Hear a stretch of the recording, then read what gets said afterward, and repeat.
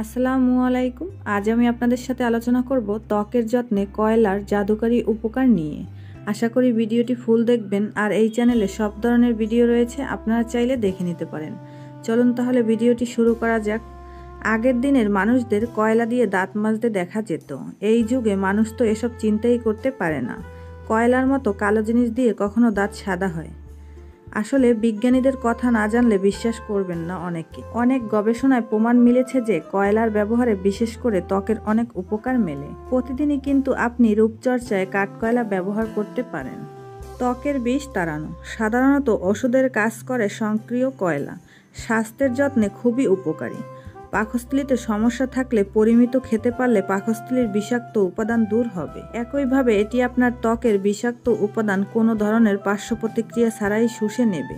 ত্বক থেকে সহজেই ময়লা ও বাড়তি তেল দূর করবে। আর লোমকূপও থাকে পরিষ্কার। পুরনো আমল থেকেই পাকস্থলীর বিষক্রিয়ায় কাঠকয়লা খেতে তা রীতিমতো ওষুধের মতো কাজ করত। কাঠকয়লা একনিপূর্ণ ত্বকের জন্য খুবই উপকারী। একনি সৃষ্টিকারী জীবাণু দূর করে, ফলে ব্রণ ধীরে ধীরে কমে আসে। এছাড়াও কয়লা কিন্তু ত্বকের অতিরিক্ত তেল দূর করে, ফলে ত্বকে ব্রণ ওঠার আশঙ্কাও কমে আসে। সেই সঙ্গে ত্বকের ময়শ্চারাইজার ধরে রাখতে তেলের ভারসাম্য বজায় রাখে। কয়লা দিয়ে স্ক্রাব বানালে তা ত্বকে নিশ্চিন্তে ব্যবহার করা যায়। এটি দারুণভাবে ত্বকের মৃত ত্বক দূর হয়। কাজেই স্ক্রাবের জন্য কয়লা ব্যবহার করতে পারেন। এছাড়াও কয়লা শুধু কেবল ত্বকের তেলের ভারসাম্যই বজায় রাখে না, এটি ত্বকের স্বাভাবিক রং ধরে রাখতে সহায়তা করে।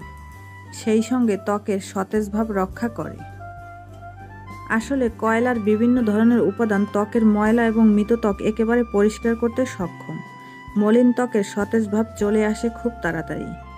এ কারণেই পৃথিবীর বড় বড় প্রসাধন কোম্পানি কয়লার উপর দারুণ ভরসা রাখেন। তো ভিডিওটি এতটুকুই। আশা করি আমার ভিডিওটি দেখে একটু হলেও উপকৃত হবেন। ভিডিওটি ভালো লাগলে একটি লাইক দেবেন, চ্যানেলটি সাবস্ক্রাইব করবেন। আজ এ পর্যন্তই। আল্লাহ হাফেজ।